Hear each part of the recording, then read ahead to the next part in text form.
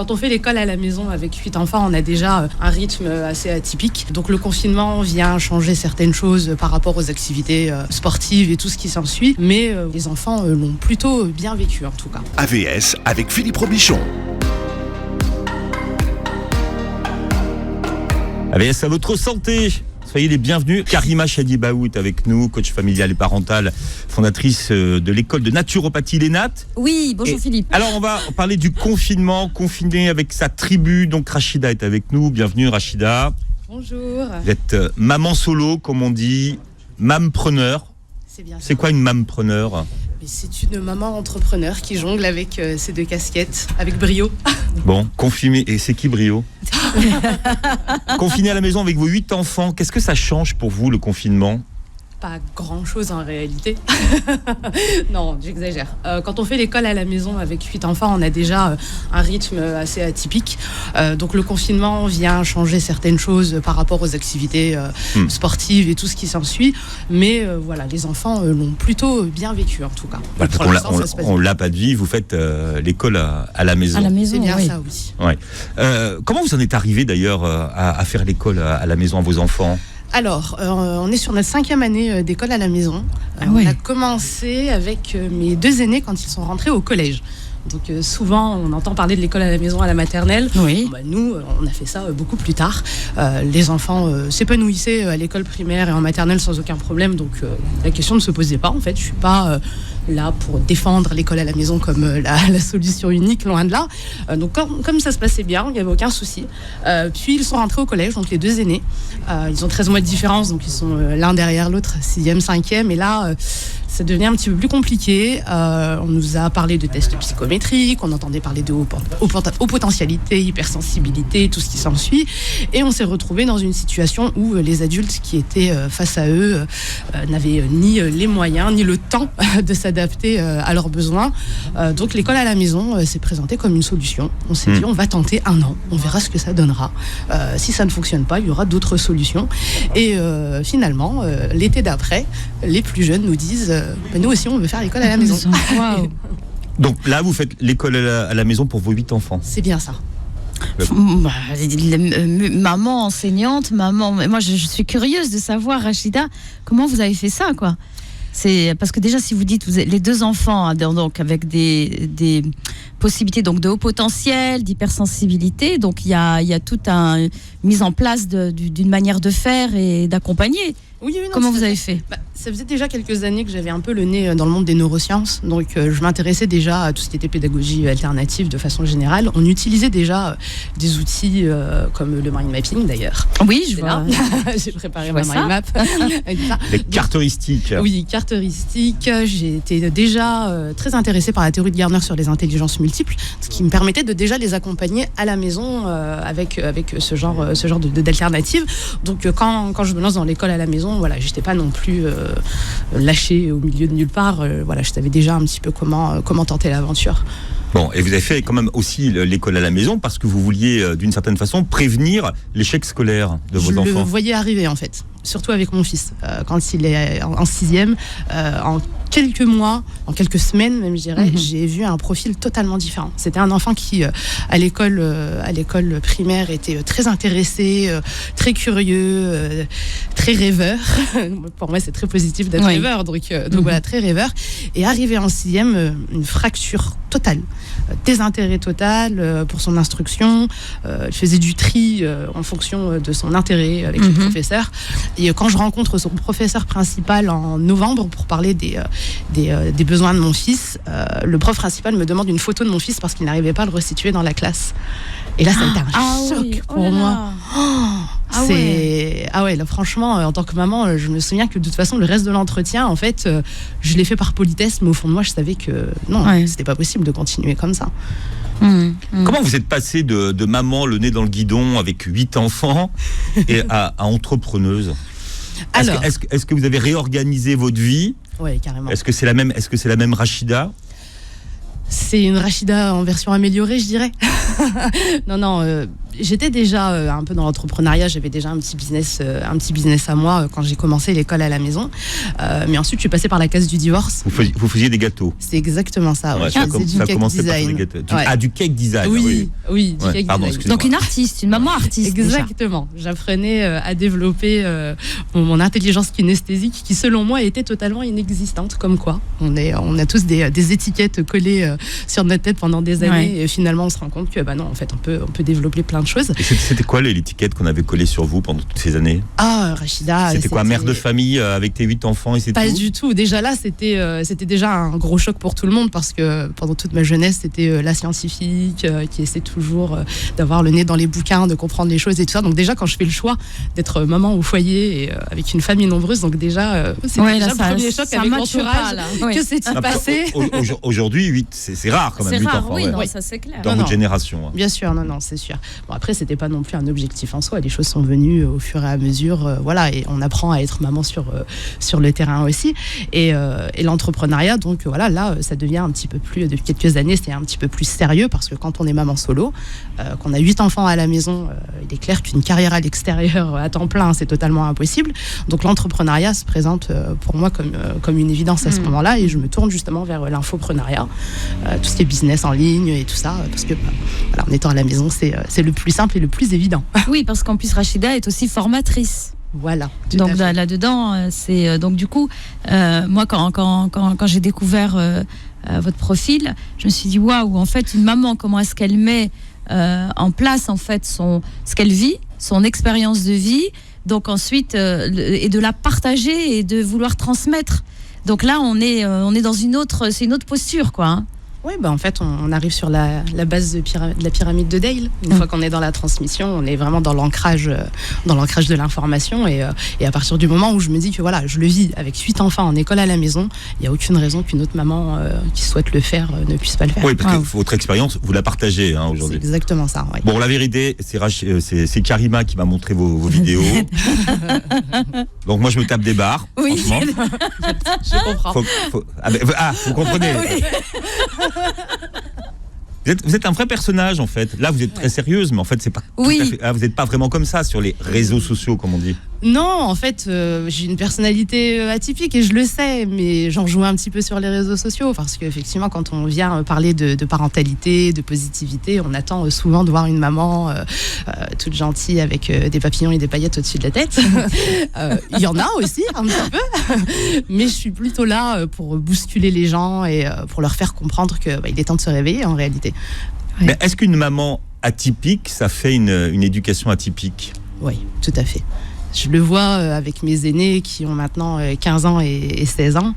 Ils ont des centres d'intérêt, je ne vais pas dire qu'ils sortent de la norme, parce qu'il y a d'autres enfants qui le font, mais de par eux-mêmes, ils ont eu des attirances vers des choses un peu... Enfin, même moi, qui m'ont un peu étonnée d'ailleurs. J'ai mon fils qui prend des cours de pilotage du LM et il trouve ça extraordinaire, alors que je pensais que c'était un introverti qui aurait du mal à s'intéresser à ce genre de choses et tout ça quand on a tenté la première aventure. Mon aînée a décidé en rentrant en seconde de prendre une LV3. Elle s'est mise à faire des cours de chinois. D'accord. Ok, pourquoi pas, voilà. Mais je reste persuadée que c'est le fruit de tout ce que j'amène au quotidien. Bon, vous avez 8 enfants. C'est ça. Hein, vous vivez dans quel type d'appartement déjà?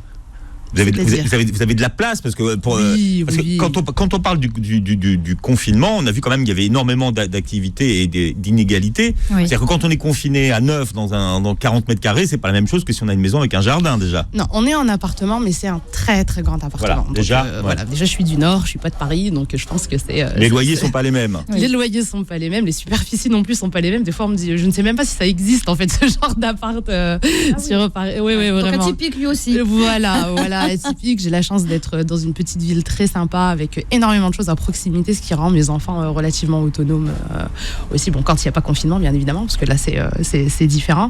Donc voilà, on n'a pas de souci d'espace, mais par contre, confinement ou pas confinement, hein, parce que quand on a 8 enfants à l'école à la maison, ils sont très très souvent à la maison. Il y a un respect des espaces pour pas tout mélanger.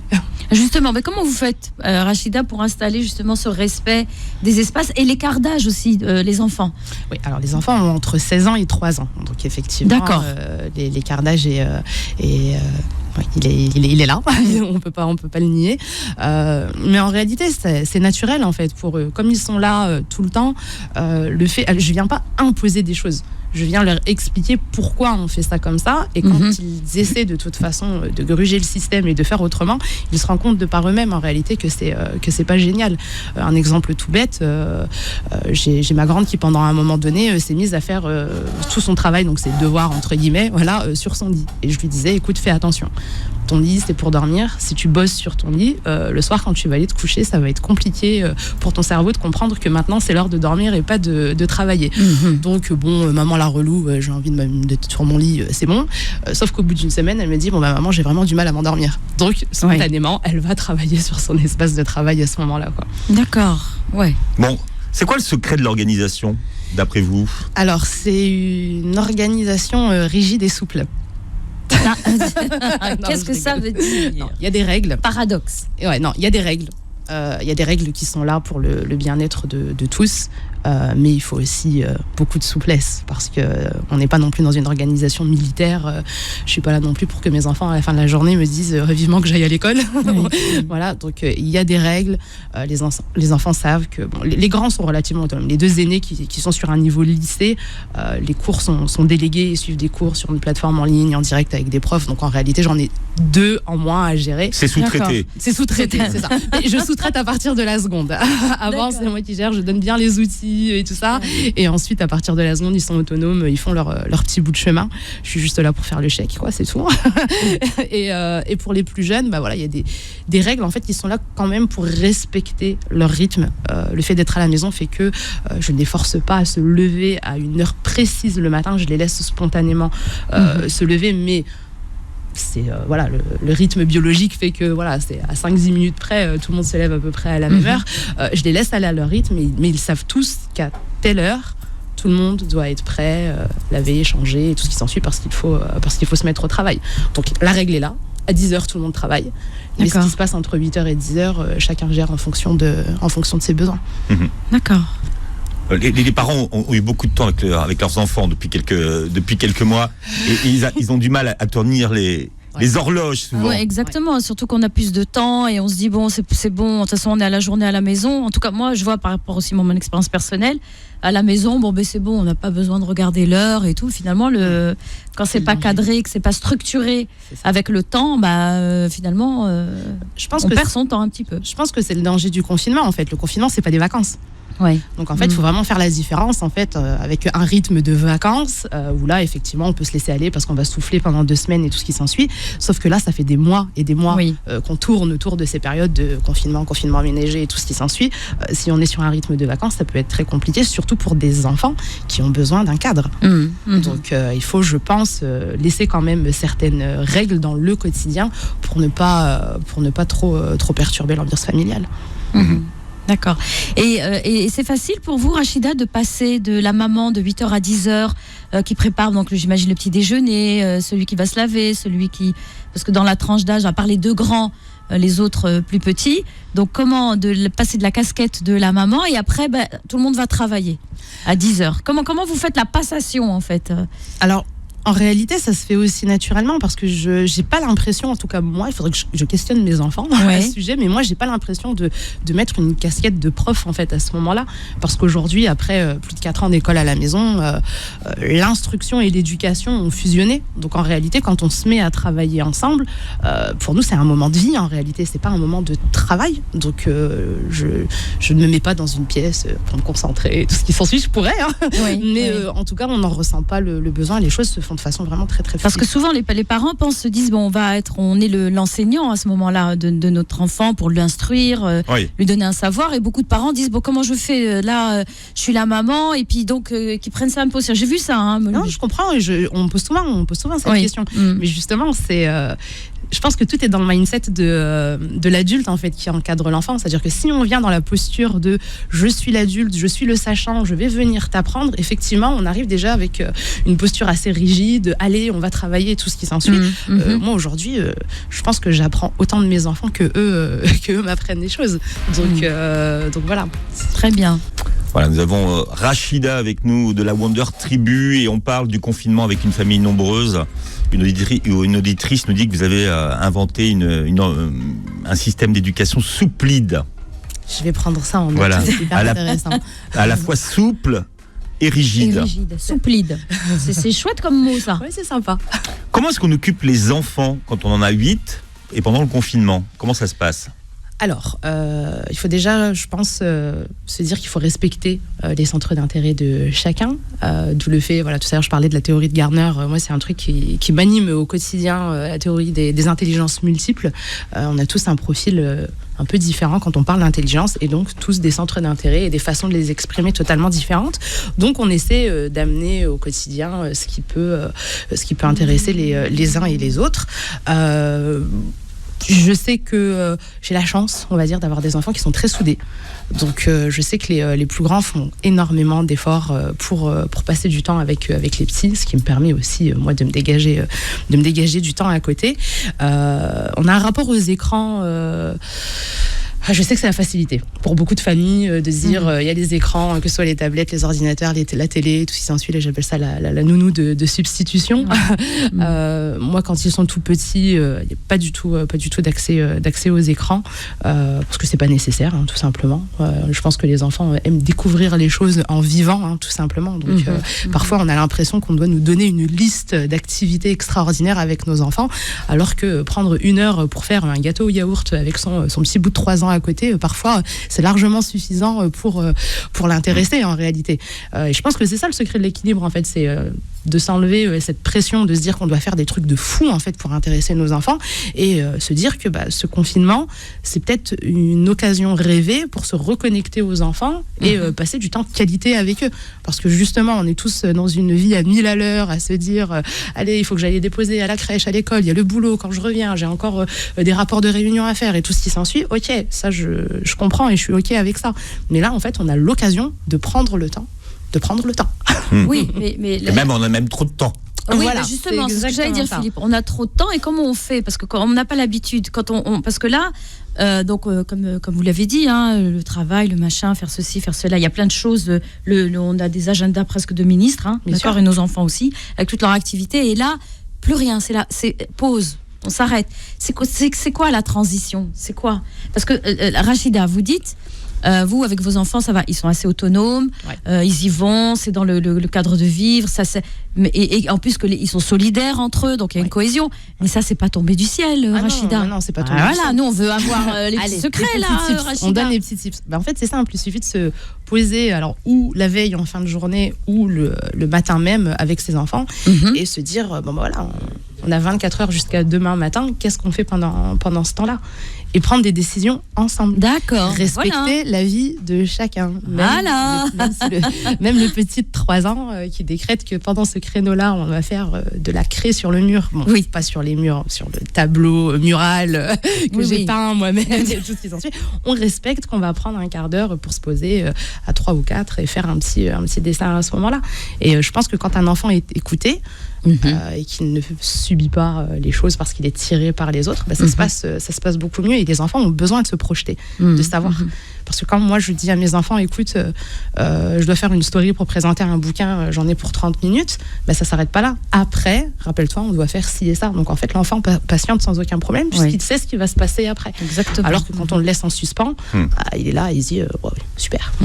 Donc, respecter le temps de chacun, donner des renseignements, là c'est ce que vous faites, des informations de comment ça va se passer, verbaliser, d'accord, et anticiper, c'est ça, c'est ça. Les 3 choses que vous avez dit, Rachida. C'est exactement ça, Et tout à l'heure on disait, justement on a trop le temps, donc il y a beaucoup de personnes qui... il y a des gens à qui ça fait peur. C'est exactement ça. D'avoir beaucoup de temps pendant une période incertaine. Et avec ses enfants, mais comment on va faire? Plus, c'est ça, et je reste persuadée que, c'est ça. On revient à ce que je disais au début, ça va être l'état d'esprit de l'adulte, en fait, qui va déjà mener la cadence, en réalité. Parce que, moi je dis à tous les parents qui me contactent sur Instagram, alors le truc qu'on me dit tout le temps, mes enfants sont hyper stressés, le masque, l'école, patati, patata.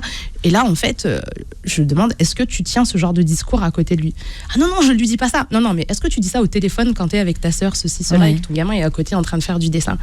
Ah ben, j'y fais pas attention. Ah ben ouais, mais bon, si on véhicule déjà du stress entre nous avec ce genre, entre guillemets, de détails, ça amène beaucoup de choses après sur le quotidien. Absolument. Donc, on laisse ça à l'extérieur. On va pas non plus inhiber les choses. On sait que c'est là. Il faut même en discuter avec les enfants, mais il faut pas non plus en faire quelque chose d'oppressant qui va aussi nous suivre dans notre quotidien.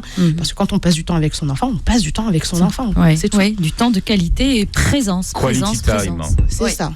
Ça a l'air magique chez vous un peu. Hein. Oui, c'est pas la Wonder Tribu, c'est la Magique Tribu, Rachida. Elle va la rebaptiser. 8 enfants adorables, auto-nettoyants. Bon, ils font un peu de craie sur les murs, mais sinon ils sont autonomes. Ils parlent tous chinois pendant la récréation.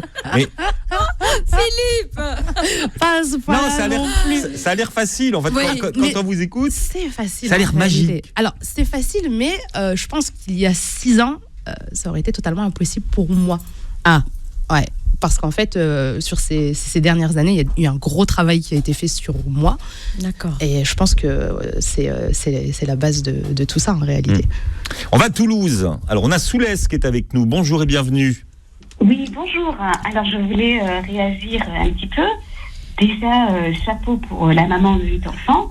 Moi, j'en ai 3, j'ai plus de cheveux, j'ai plus de sang, je suis complètement, on va dire, je ressemble plus à rien. Pendant le confinement, il m'a rendu dingue, quoi. J'ai 3 enfants et puis l'aîné, il voulait pas travailler, je courais derrière avec le chausson pour essayer de le motiver. Le deuxième, pareil, j'ai chouiné, il voulait pas travailler. Et le petit dernier, autonome, tout bien comme il faut.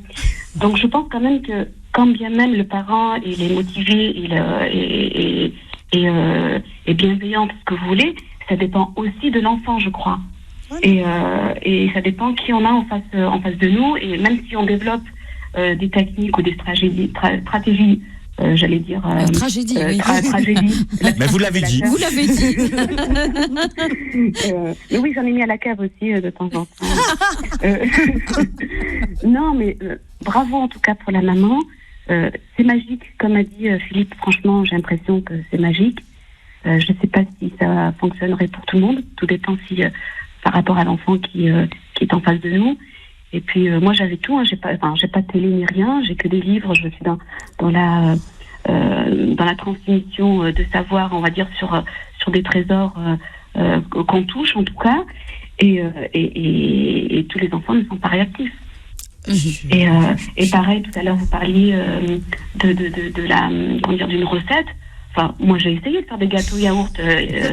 Non, c'était plus sur les enfants que sur la tête des enfants que dans le plat. Donc, vous voyez, c'est compliqué en fait. Tout le monde n'a pas.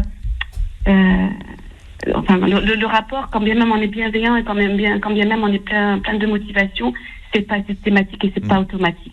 Il y a la série sur TF1 où les familles recomposées sont formidables, ils sont 10, 20, ils sont adorables. Oui. Le chien est auto-nettoyant, lui aussi, le break Volvo est parfait. Et puis il y a la vraie vie aussi où c'est peut-être un peu moins... C'est exactement ça, c'est pas non plus la petite maison dans la prairie. Hein. Ça, faut pas exagérer. Hein. Il y a aussi des moments où c'est un peu compliqué, mais c'est là où justement l'adulte a son travail à faire parce que voilà, il faut être outillé justement pour gérer les situations de crise. Alors après, Soleil, si je peux vous rassurer, j'étais beaucoup plus dépassée à l'époque où j'avais 2 enfants qu'aujourd'hui avec 8. Donc ça, il faut vraiment prendre conscience de ça. Alors, c'est ça mais carrément. Non, c'est surtout qu'il faut... Plus que 5, et vous êtes bien. D'ailleurs, Philippe, je cherche un mari, donc... Lundi, on s'occupe de vous. Voilà. J'arrive pas à vous joindre, Philippe, je n'arrive pas à vous joindre. Lundi, vous passerez en priorité, vous direz à Nicolas, et voilà. on fait le 2 en 1. Bah, vous voyez, ça commence déjà à être magique, là. Exactement. Vous voyez, déjà. Ouais, Je donc savais qu'il fallait que je vous appelle. c'est super. Donc voilà, on ne devient pas parent, comme je l'ai dit tout à l'heure, du jour au lendemain. On nous a pas donné malheureusement de mode d'emploi en même temps que le livret de famille. Hein, voilà. Donc il est clair que moi aussi au début j'ai pataugé, j'ai galéré, je me suis aussi tiré les cheveux, je ressemblais aussi à rien. Donc je me reconnais là-dedans. Mais justement ça doit être des signaux en fait qui doivent nous permettre de prendre conscience que si on en arrive là, c'est qu'il y a quelque chose qui va pas. Et malheureusement, moi, à distance comme ça, je peux pas trouver de solution, mais je fais confiance aux parents pour avoir cette prise de conscience et essayer de comprendre qu'est-ce qui les amène à en arriver là. Soulaise, vous êtes maman solo, vous aussi, en fait. Oui. Je suis maman solo et j'ai toujours, depuis leur naissance, j'ai toujours tout porté, et scolarité, tout. Enfin, comme beaucoup de femmes tout court, pour ne pas dire maghrébines. Mais et avec le divorce, c'était encore plus de pression parce c'est pas comme si on n'avait pas droit à l'erreur, mais là on est porté sur déjà 2 casquettes et on est de notre propre soutien. Donc alors j'ai mis mes enfants dans une école privée catholique, ça du coup c'est moins problématique. Enfin, et l'accompagnement est plus comment dire, est plus précis, on va dire. Et moi, je peux plus me détendre et faire d'autres activités en tant que maman et pas en tant qu'instite maman. Voyez. Donc. Vous êtes pas maman H24 en fait. Eh bien, j'ai l'impression que je suis maman H24. C'est ça. Parce que même quand on est derrière pour booster par rapport à la scolarité, pour rappeler les règles, on est quand même. J'ai l'impression qu'on est quand même maman. Du moment où on se lève le matin jusqu'à ce qu'on les couche en fait. Et Soulaïs, si vous me permettez, c'est parce que justement votre temps, vous devez, à mon avis, après ça c'est le conseil que je vais vous donner, vous devez le découper en 4 temps. Il y a Soulaïs la maman, d'accord. Il y a Soulaïs la femme. D'accord. Qu'est-ce que vous donnez comme temps, le temps pour vous, la femme que vous êtes, l'être que vous êtes, d'accord. Il y a Soulaïs l'être humain. D'accord. Est-ce qu'il y a besoin de lien social dans ce temps social, de sortir, bon là on peut pas sortir parce qu'on est confiné, mais on est assez ingénieux pour trouver d'autres manières à travers les réseaux sociaux, à travers les multimédias aussi.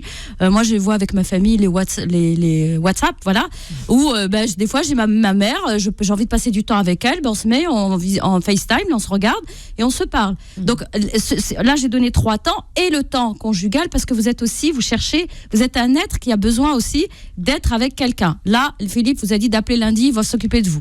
D'accord ? Mais vous voyez, parce que la problématique, c'est quoi ? C'est qu'on reste maman. Et on n'est pas que des mamans. On est des femmes, on est des êtres sociaux, on a besoin. Et ça, quand il faut l'imposer et dire à ses enfants, écoute là, maman elle est pas là, maman elle est partie en vacances.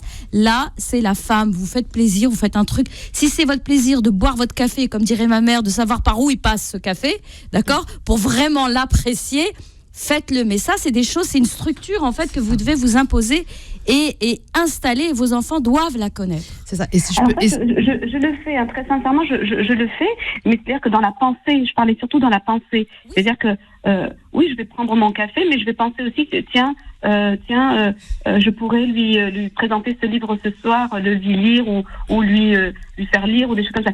Si vous voulez, par la pensée, on est toujours relié au bien-être de l'enfant. La charge mentale, ça c'est de la charge mentale. C'est exactement ça, en fait, Soleil. Moi ce que j'entends déjà dans tout ce que vous me dites depuis tout à l'heure, c'est que vous êtes super exigeante avec vous-même. Vous mettez de la pression dans tout ce que j'ai entendu. Déjà, là, moi, je suis oppressée.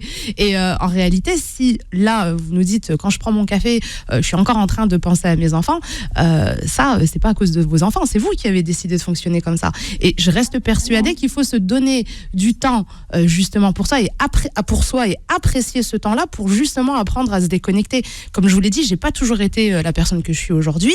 Il y a 5-6 ans, je n'avais pas 8 enfants, j'en avais moins, mais c'était déjà une famille nombreuse. On m'aurait dit, tu laisses tes enfants dans le Nord, même s'il y a quelqu'un qui s'occupe d'eux et que ça se passe très très bien, et tu vas sur Paris faire 1 heure en direct sur Beurre FM, mais j'aurais dit, mais jamais de la vie. Parce qu'en fait, j'aurais vécu ça en fait comme, enfin voilà, Un abandon. Oui, un abandon, voilà, c'est ça. Culpabilité, Ah oui, voilà, ça, et tout ce qui c'est- s'ensuit. Aujourd'hui, je le vis vraiment sereinement, et mes enfants sont ravis de me voir partir parce qu'ils savent que quand je vais revenir, ils vont retrouver une maman épanouie. Super. Et oui. C'est peut-être c'est certainement le secret, on va dire, pour mieux se détendre, quoi, on va dire. C'est exactement ça. Et apprécier ce temps qu'on passe ailleurs. Très Bon, bien. mais ce soir, je les abandonne et je... Non, c'est pas ce qu'on Non, a dit. rien que le mot, alors là, Non. je les abandonne à la cave. Ah, là, voilà. Ils diront fabriquer des baskets. Et Philippe, moi je milite dans les stops VO, les stops aux violences éducatives ordinaires. Là, ils vont me radier. Hein, Ah ouais, c'est sûr. On vous fait un gros bisou, Soulès, en Au tout revoir, cas. Soulès, bon Merci beaucoup, courage. en tout cas. Merci. Merci beaucoup. Merci à vous. Au Au revoir. revoir. Au revoir. On a parlé rapidement des écrans. Vous, Rachida, aujourd'hui, vous êtes devenue une star des réseaux sociaux. C'est un grand mot. Non, mais Si, quand même. Si. enfin, vous dites que vous préférez être inspirante qu'influente, d'ailleurs. Hein. C'est assez intéressant, votre perception des choses. Mais ça, c'est un peu le paradoxe des réseaux sociaux. Si on veut être inspirant, il faut y être beaucoup.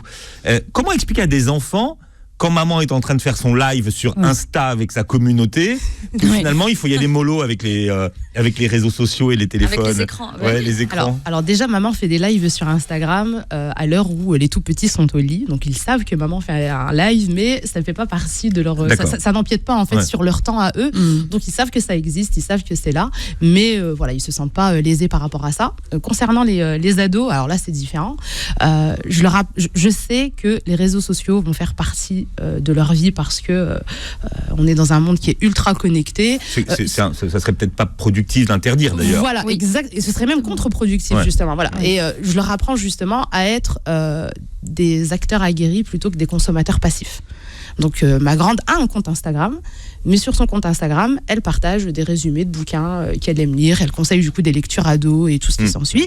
Donc elle passe du temps sur les réseaux sociaux, elle suit bien évidemment les célébrités qu'elle aime, mais c'est un temps dédié avec chrono. Elle se met un chrono, elle sait qu'une fois que ce temps est fini, bon bah voilà, on passe à autre chose. Et je pense que c'est la même chose pour tous les écrans, pour tout ce qui est autour des écrans, parce que voilà, que ce soit des jeux vidéo, voilà, moi je conseille en fait aux parents de s'intéresser à l'univers de leurs ados parce que c'est un monde. Enfin voilà, moi je sais que des fois j'apprends des trucs, je me dis mais qu'est-ce que c'est que ça Mais le fait d'avoir le nez dedans fait que je comprends les choses. En tant qu'adulte, je vois les dérives beaucoup plus rapidement et ça me permet d'arriver avec un dialogue adapté. Et du coup, voilà, on évite les dérives, et surtout avec les jeux vidéo, quoi, surtout. Oui. Ça, je le vois. Là, en ce moment, il y a un jeu qui est très tendance chez les ados. C'est une petite application que tout le monde peut mettre sur son téléphone. Donc, il y a énormément de parents qui ne savent même pas que leurs enfants sont addicts à ce jeu. C'est quoi ce jeu ? Alors, c'est un petit jeu qui s'appelle Among Us, donc parmi nous en anglais. Et c'est un petit peu une dérive du jeu du loup-garou. Vous connaissez un petit peu le concept du jeu du loup-garou ? C'était alors c'est un jeu où voilà on joue entre amis, chaque personne a un peu un rôle caché, voilà, et on doit retrouver les loups-garous avec les yeux fermés. Voilà, on ferme les yeux et voilà, donc chaque loup-garou essaie de se défendre en disant mais non, c'était pas moi qui ai tué le villageois pendant la nuit. Donc là en fait ils en ont fait une application avec des dans l'espace, ça se passe dans l'espace. Et ça doit être gratuit, j'imagine. C'est gratuit, bien évidemment. Et ce qui est génial, c'est que tout le monde est connecté dans le monde entier. Donc on joue de façon illimitée 24 heures sur 24. Il y a toujours quelqu'un pour jouer et c'est la catastrophe. Rachida, vous êtes l'animatrice d'un blog. Ça a commencé par un blog. C'est ça. Qui s'appelle La Wonder Tribu. Et ensuite, maintenant, depuis, vous avez décliné sur les réseaux, donc Instagram, YouTube, Facebook, Pinterest, partout. Maintenant, vous donnez des conseils aux parents qui vous sollicitent. Comment vous appelez les gens qui vous suivent ? Des Wonderines ? Ah oui, il y a les Wonderines ou la Wonder Team, ça dépend. Et il n'y a pas des Wonderins ? Il n'y en a pas beaucoup. Non, vous êtes essentiellement... je pense que je leur fais un peu peur. Donc moi, qui anime les petites annonces tous les jours, j'ai toujours des questions qui sont relatives aux voitures. Oui. D'accord ? Vous vous déplacez comment, Rachida ? Jumpy 9 places. Ah ouais. Voilà. D'accord. Donc 8 enfants, donc obligatoirement c'est spacieux. 9 places, spacieux. Chacun à sa place, les sièges auto, tout se passe très bien. Et comme je vous le disais pendant la pause, ça a été mon premier véhicule puisque j'ai passé mon permis suite à mon divorce. Donc voilà, c'était il y a 3 ans. Donc je passe le permis et premier véhicule, 9 places. Ah ouais. Ah ouais. Fallait envoyer du lourd là. Vous n'êtes pas passé par la Kangoo, par la Twingo. Non. Hein. Je pense que maintenant, j'aurais du mal à conduire un Kangoo ou une Twingo. Comment vous gérez le temps que vous passez avec chaque enfant ? Alors, quand on est sur les phases de travail concrètes autour de l'école à la maison, j'ai un peu tout le monde autour de moi. Voilà, chacun a ses activités à faire. Celle qui est au collège, voilà, j'amorce et ensuite elle travaille, mais toujours dans la même pièce avec nous. Les plus jeunes sont toujours en train de tourner les uns avec les autres. Et d'ailleurs, c'est génial parce que finalement, les plus petits apprennent des choses sans qu'on s'en rende compte. Oui. Et quand on arrive pour travailler une notion, on se rend compte qu'ils savent déjà parce qu'ils l'ont entendu en fait avec les plus grands. Et après, sur le temps libre, je fais quand même attention sur une semaine, on va dire, parce que sur une journée, c'est un petit peu plus compliqué, mais sur une semaine, c'est vrai que chacun a besoin d'avoir un moment à lui. Et c'est pas obligatoirement des sorties à l'extérieur et tout ce qui s'ensuit et tout ça, mais on a besoin de s'isoler en fait du reste pour prendre le temps de discuter, parce que parfois on passe à côté de certaines choses sans s'en rendre compte. Donc ça, c'est essentiel, et si on peut le faire tous les jours, c'est encore mieux. Bon alors, comment ça se passe avec le confinement ? Donc ce sont des parties de Monopoly à 9 autour de la table. Comment ça se passe ? Oui, alors les jeux de société, c'est la base, je pense.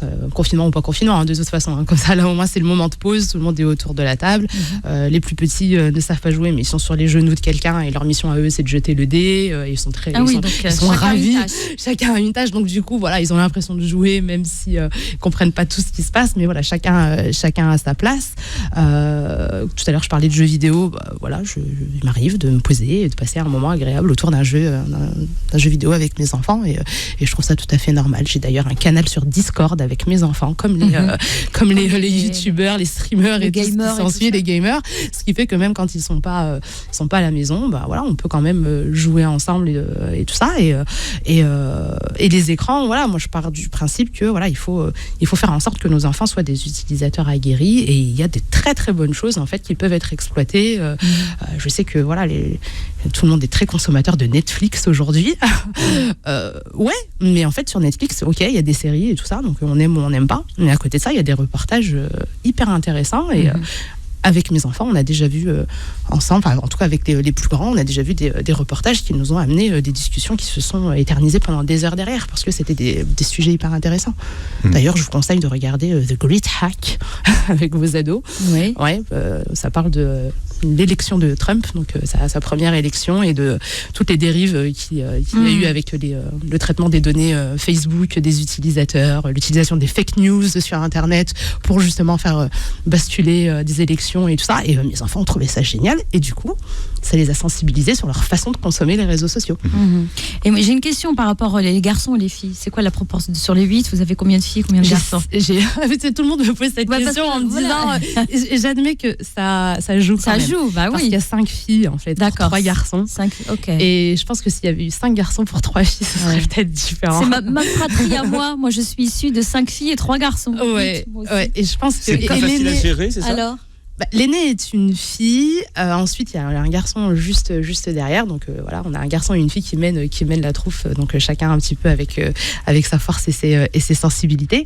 Mais je pense que ouais, quand même, les filles, c'est un rythme quand même plus calme à gérer quand même au quotidien. En tout cas, c'est l'impression que j'ai. Alors ça se corse un petit peu une fois arrivé à l'adolescence, mais bon, dans mon cas, ça se passe plutôt bien, heureusement d'ailleurs. Mais je reste persuadée que le fait d'avoir plus de filles que de garçons, d'accord. Et le temps des filles et le temps des garçons, parce que vous avez dit que vous passez avec chacun d'entre eux un temps dédié.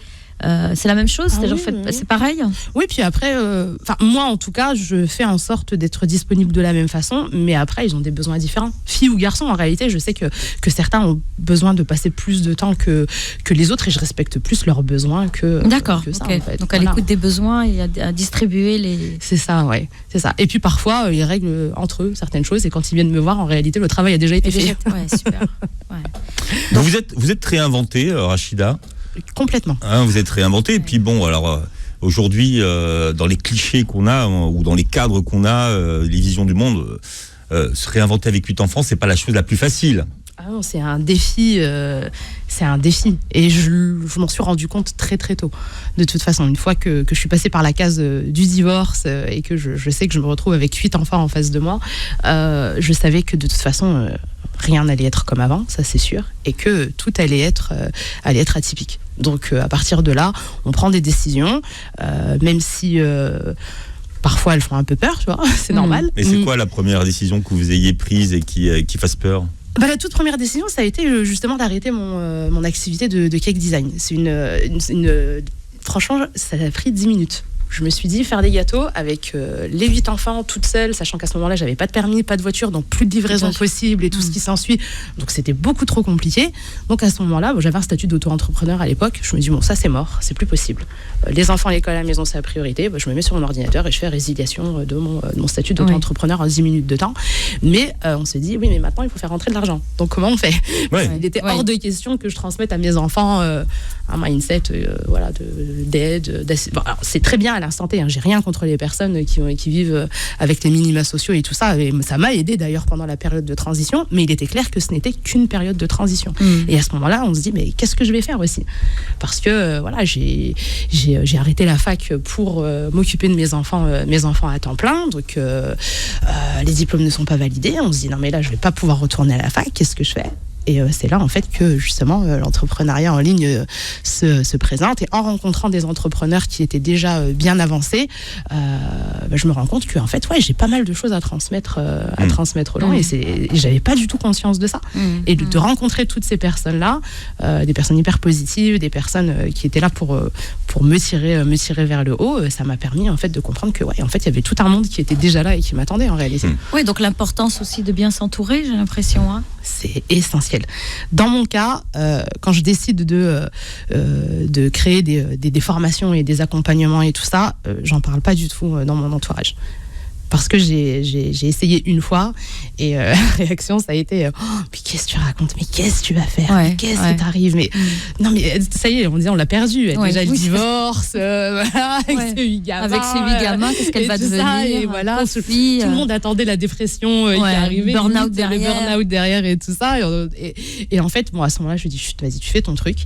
Et en fait la réussite après elle parle pour nous, donc à ce moment-là il n'y a plus besoin de se justifier, il suffit de voir ce qui se passe, et voilà. Et donc du coup le tri en fait sur les informations à transmettre ou non, il est essentiel, parce que les gens qui sont autour de vous, ils sont bienveillants en réalité d'une certaine façon, mais ce qu'ils font c'est rejeter leurs propres peurs sur nous, et on n'est pas du tout responsable des peurs et des croyances des autres.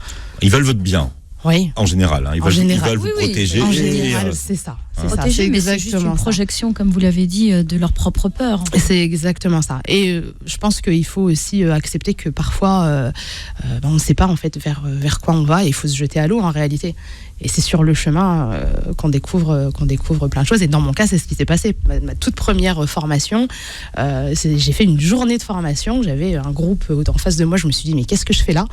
Et finalement, là, pour 2021, je suis en train de préparer 2 week-ends de formation différents, parce que, à force de connaître les besoins des personnes qui m'entourent, de mes élèves et tout ça, je rajoute encore du contenu, encore et encore et encore. Et vous proposez des formations sur quoi ? Alors, la toute première formation que j'ai créée, c'est une formation sur l'accompagnement des enfants face à leur instruction. Donc, que les enfants soient scolarisés ou en école à la maison. Et je transmets toute ma boîte à outils autour des neurosciences, donc que ce soit la théorie de Garner, le mind mapping, l'optimisation de la mémorisation, mais aussi plein d'informations sur le quotidien, comme l'influence de l'alimentation sur le cerveau des enfants, comment se passe l'influence des hormones chez les ados, plein de petites choses qu'il faut parfois mettre sur la table pour comprendre que il y a des petits réglages à faire au quotidien pour arriver au style de vie de la Wonder Tribu. Oui. Et qu'est-ce qu'on trouve donc dans la boîte à outils de la Wonder Tribu ? Qu'est-ce qu'il y a ? Il y a des lives, il y a des...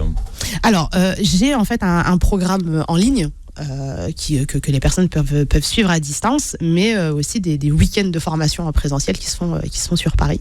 Et donc je passe 2 jours avec des parents hyper impliqués auprès de leurs enfants et c'est génial parce que je vois des résultats extraordinaires derrière après avec les enfants, parce que le but en réalité c'est que ces parents-là en fait comment vous dire ça ? En fait, moi ce qui m'intéresse, c'est que le parent utilise ces outils-là pour lui avant les enfants. Parce qu'en général, le moteur, c'est je viens pour aider mon enfant dans sa scolarité. Mais pour transmettre à l'enfant, il faut déjà en réalité c'est le prétexte, le maîtriser. C'est ça. Ça, c'est le prétexte. C'est ça. Et du coup, maintenant, voilà, j'ai des mamans qui étaient venues en se disant je vais aider mon gamin. Et un an après, l'enfant est sorti de l'échec scolaire. La maman s'est lancée dans l'entrepreneuriat, elle a repris des études et tout ce qui s'ensuit. Et moi, pour moi, un beau déclic, ma plus belle réussite, elle est là. Voilà, vous retrouvez donc Rachida sur la Wonder Tribu. Vous pouvez vous abonner. Merci d'avoir été avec nous ce matin, merci, Rachida. Merci beaucoup, merci à vous. Karima, à très bientôt. À très bientôt. Moi, je vous ai pas dit que ma tribu aussi s'était agrandie. Qu'est-ce que c'est Mais j'ai un chien maintenant. Mon fils a ramené un chien de Corse. Ragnar. Il l'a appelé Ragnar. Ah bah dites donc, quel traquenard. Vous réécoutez l'émission en podcast sur beurrefm.net et puis vous regardez la vidéo sur la chaîne YouTube de Beurre FM. Très belle journée, santé à tous.